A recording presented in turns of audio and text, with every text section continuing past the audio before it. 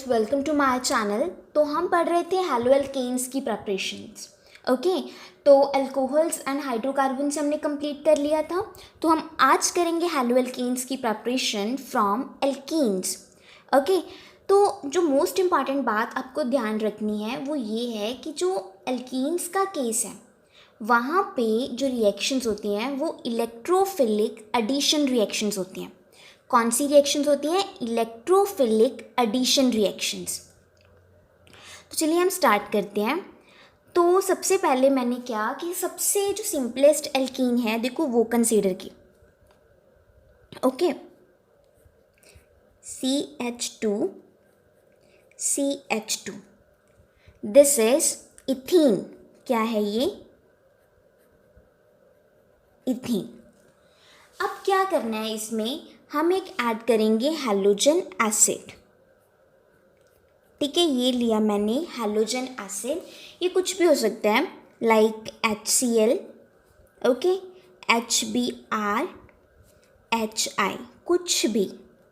ठीक है, सपोज मैंने HCl कंसीडर किया, ये एल्कीन ली, इसमें मैंने ऐड किया हैलोजन एसिड HCl। ठीक है, ऐड करेंगे तो हमारे पास क्या प्रोडक्ट आएगा? CH2 जो ये वाला कार्बन है वहाँ पे Cl अटैच हो गया, इस वाले पे H। तो हमें क्या चाहिए था? हमें बेसिकली हैलो एल्केन्स ही चाहिए ना, तो बन गया ये हैलो एल्केन। तो देखो क्या रिएक्शन की, सबसे पहले एक सिंपलेस्ट एल्कीन कंसीडर की मैंने, उसमें क्या किया कि एक हैलोजन एसिड वो ऐड कर दिया। ठीक है, देन हमारे पास क्या आया? Halo alkane. अब देखो जो ये एल्कीन है इसमें दो बॉन्ड्स प्रेजेंट हैं, है ना। एक तो सिग्मा बॉन्ड प्रेजेंट है एंड एक है वो पाई बॉन्ड प्रेजेंट है।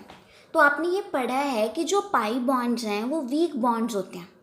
क्या? जो पाई बॉन्ड्स हैं ना, पाई बॉन्ड, ये वाला पाई बॉन्ड है, तो पाई बॉन्ड्स हैं वो वीक बॉन्ड्स होते हैं। ठीक है, पाई बॉन्ड्स हैं वो वीक बॉन्ड होते हैं, जिनकी वजह से क्या होता है कि वो बहुत ईजिली ब्रेक हो जाते हैं।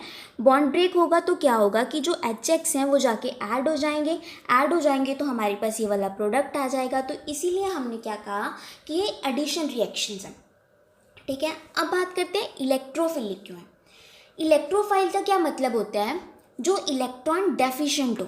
ठीक है, इलेक्ट्रॉन डेफिशिएंट। तो आप पहले ये लिखो कि इलेक्ट्रोफाइल क्या होता है? जिसके पास इलेक्ट्रॉन्स की कमी हो।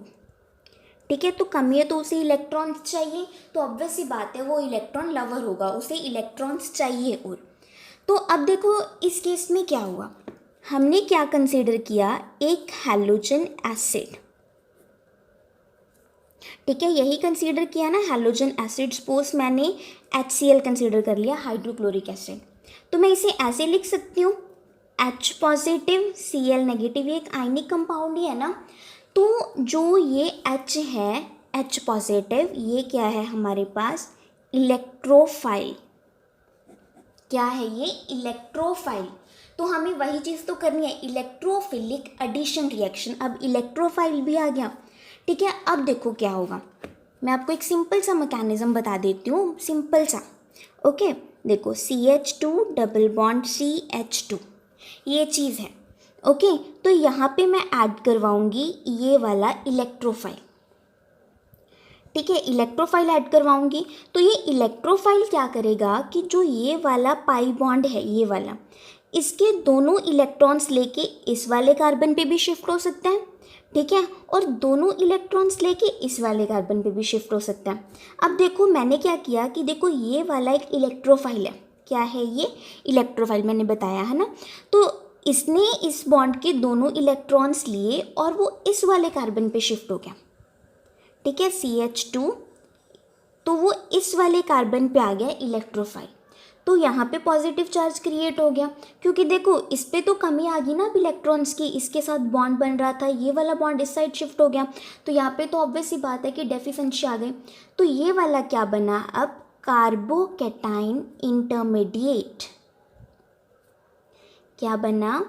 Carbocation intermediate. ओके, तो अब ये वाला इंटरमीडिएट बना, इस पे जो Cl है उसका अटैक करवा दो, CH पॉजिटिव, ये चीज़ थी, Cl नेगेटिव का इस पे अटैक करवाया, तब हमारे पास क्या जनरेट हो गया, मैं से इससे लिख सकती हूँ, ये बन गया हमारे पास क्लोरोएल्केन। तो अब आया ना आपको समझ में, इलेक्ट्रोफिलिक एडिशन रिएक्शन भी, जो एक इलेक्ट्रोफाइल था उसने इस पे अटैक किया, फिर कार्बोकेटाइन इंटरमीडिएट जनरेट हुआ, देन उस पे Cl नेगेटिव ने अटैक किया, तो हमारे पास क्लोरोएल्केन जनरेट हो गया, मतलब हमारे पास जो हेलोएल्केन था वो जनरेट हो गया। ओके जी, तो एक तो थी ये वाली बात। अब नेक्स्ट हम इसके ना दो केसेस स्टडी करेंगे, एक तो करेंगे सिमेट्रिकल एल्कीन के केस में एंड एक करेंगे हम अनसिमेट्रिकल एल्कीन के केस में। तो first of all symmetrical alkenes देखो,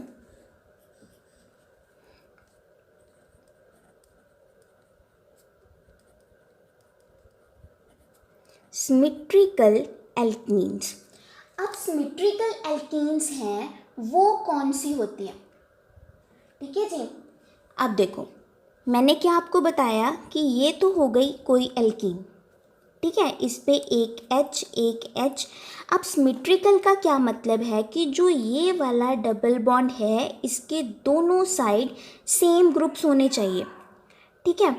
अब देखो ये वाला डबल बॉन्ड है, इसके दोनों साइड सेम ग्रुप अटैच्ड है, तो ये क्या हो गई सिमेट्रिकल एल्कीन, ठीक है। अब और देखो ये वाला डबल बॉन्ड है, इस साइड भी मैंने दोनों H अटैच कर दिए, इस साइड भी दोनों H अटैच कर दिए, तो ये भी क्या हो गया सिमेट्रिकल एल्कीन, ठीक है। तो ये दोनों क्या है सिमेट्रिकल एल्कीन्स हैं। ऐसे आप और फर्दर एग्जांपल्स भी कंसीडर कर सकते हो। ओके, तो इस केस में अब क्या होगा, तो पहले मैंने आपको काइंड्स बता दी, देखो है ना कि ये क्या है हमारे पास सिमेट्रिकल एल्कीन। अब क्या करो कि इसमें फिर से कोई ना कोई हैलोजन एसिड ऐड कर दो,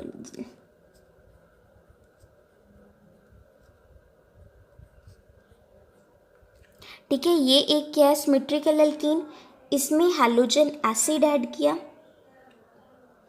ठीक है। हैलोजन एसिड, इस पे पॉजिटिव चार्ज, इस पे negative charge, okay.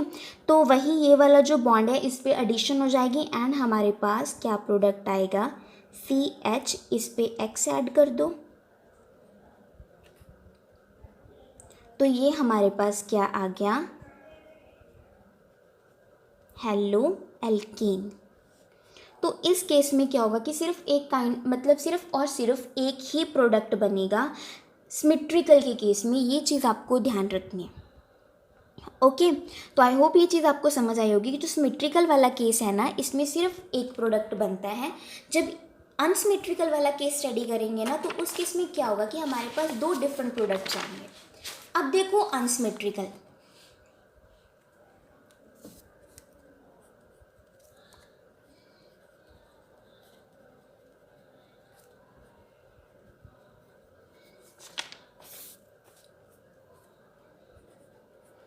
Unsymmetrical alkene. अब ये वाला केस हम स्टडी करेंगे, ये बहुत इम्पॉर्टेंट केस है। ओके, तो अब इसमें क्या होगा, अनसिमेट्रिकल एल्कीन वैसे पहले होती क्या है, देखो ये कार्बन कार्बन डबल बॉन्ड। अब सिमेट्रिकल के केस में क्या था कि दोनों साइड सेम ग्रुप्स अटैच थे। अब इस साइड क्या मतलब, इस केस में क्या करेंगे कि दोनों साइड डिफरेंट ग्रुप्स अटैच कर दो। देखो एक तो इसके साथ H है, इस साइड मैंने लगा दिया CH3, इस साइड मैंने दोनों H लगा दिए, तो अब हो गया ये डिफरेंट। इस साइड मैंने एक मिथाइल ग्रुप अटैच कर दिया, इस साइड दोनों मैंने H अटैच कर दिए, तो ये क्या है एक अनसिमेट्रिकल एल्कीन है और इसका नेम क्या होगा प्रोपीन। ये तो आपको पता होना चाहिए प्रोपीन मैंने क्यों लिखा। ओके, तो अब क्या करना है, देखो कोई भी हैलोजन एसिड लो, मैंने HBr लिया, तो वो हमें इसमें ऐड करना है। तो अब इसके लिए ना रूल्स होते हैं। The very first rule is Markovnikov's rule, ठीक है। The first rule is Markovnikov rule. अब ये वाला रूल, इस रूल के अकॉर्डिंग क्या होता है कि देखो ये वाला क्या है हमारा अटैकिंग रिएजेंट,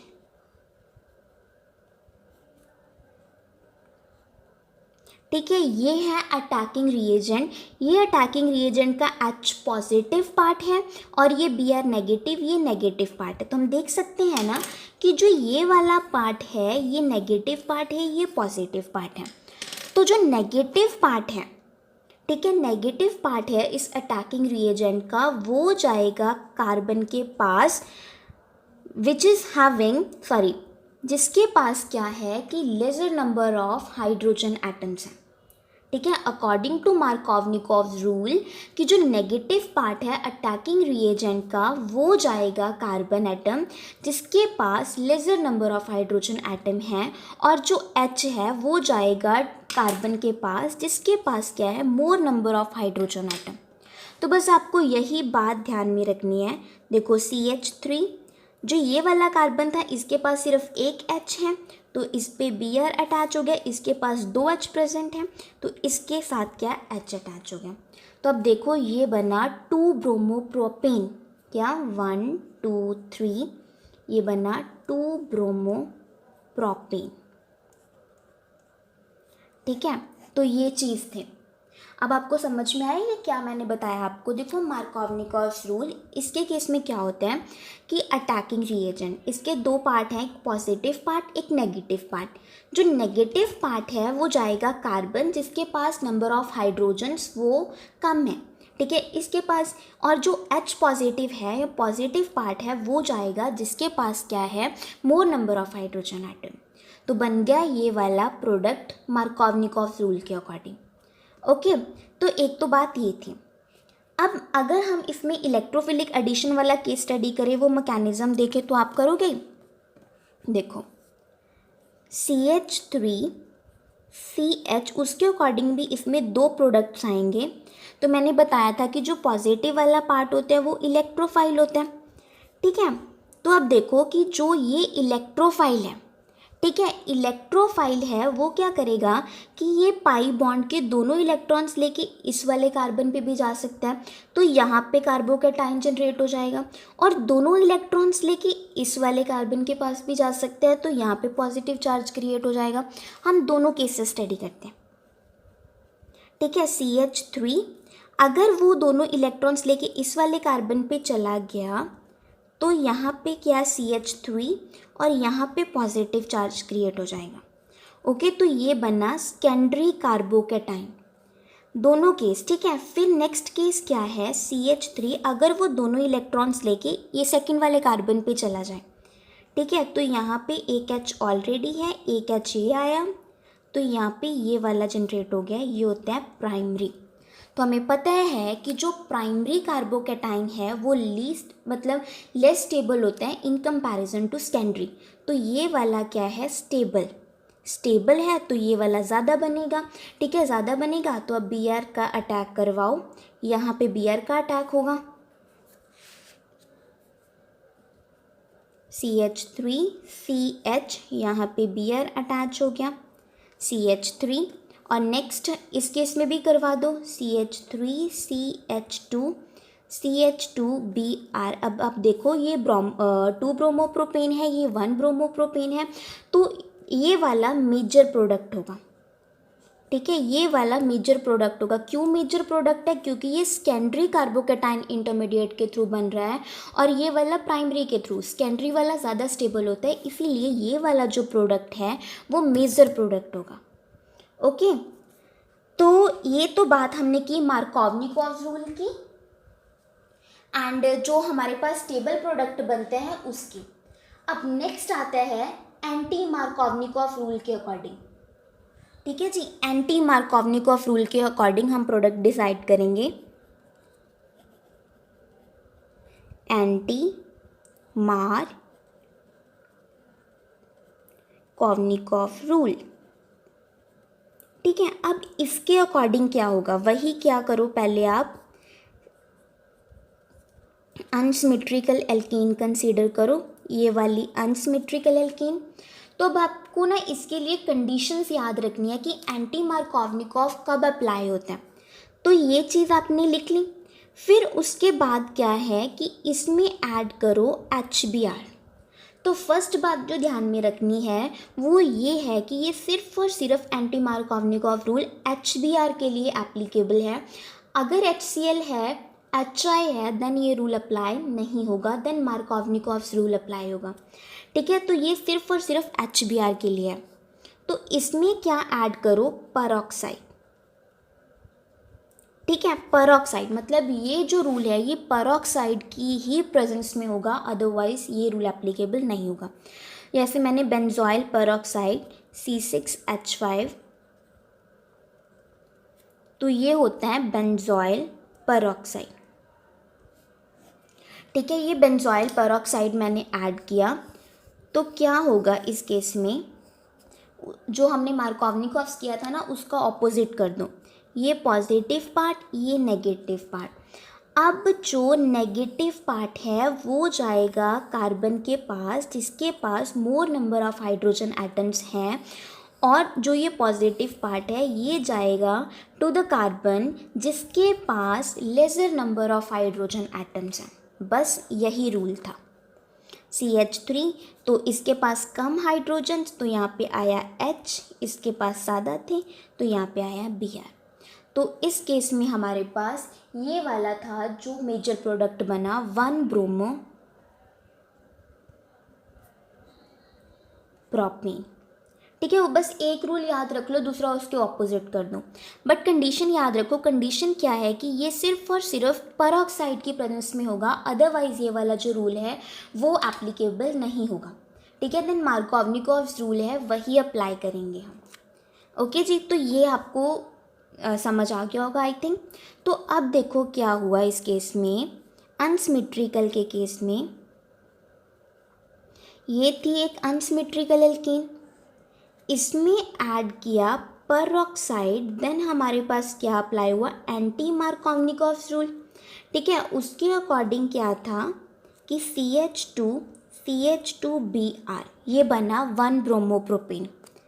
अगर हमने कोई भी परऑक्साइड नहीं ऐड किया, नो परऑक्साइड, ठीक है, नो परऑक्साइड, देन हमारे पास जो मेजर प्रोडक्ट आया वो ये वाला। तो अब आप देख सकते हो ना कि जो अनसिमेट्रिकल एल्कीन है उस केस में क्या हमारे पास 2 डिफरेंट एल्कीन्स आ रहे हैं। ठीक है, 2 डिफरेंट एल्कीन्स। तो आप देख सकते हो ना कि जब हम अनसिमेट्रिकल वाला केस कंसीडर करते हैं तो उस केस में हमें 2 डिफरेंट प्रोडक्ट्स ऑब्टेन होते हैं। सिमेट्रिकल का केस होता है तो वहाँ हमें सिर्फ और सिर्फ एक जो मेजर प्रोडक्ट है वो ऑब्टेन होता है। ओके जी, तो ये बात थी। अब नेक्स्ट देखो, इस केस में तो हमने हैलोजन एसिड्स ऐड किए। अगर मैं सिर्फ हैलोजन्स लाइक ब्रोमीन ऐड कर दूँ, क्लोरीन ऐड कर दूँ, तब क्या होगा, तो कंसीडर करो सेकेंड केस CH2CH2, ये मैंने कंसीडर की एक एल्कीन, इसमें ऐड किया Br2 in the presence of CCl4। ठीक है जी, CCl4, तो क्या होगा, बस जैसे हमने HCl HBr वो ऐड करते थे ये भी ऐसे ही ऐड होगा। जो ये पाई बॉन्ड है ये ब्रेक हो जाएगा, हम Br2 को ऐसे भी लिख सकते हैं ना, Br। ठीक है, तो ये दोनों Br है वो जाके ऐड हो जाएंगे CH2, ये वाले कार्बन पे ऐड हो गए, CH2 जो ये वाला कार्बन है उस पे भी ऐड हो गए। तो अब हम क्या बोलेंगे इसे, जब मैंने नॉमेनक्लेचर के टाइम आपको बताया था कि जब एडजेसेंट कार्बन पे हैलोजन्स प्रेजेंट हों तब हम उसे क्या नेम देते हैं, विस डाई हैलाइड्स।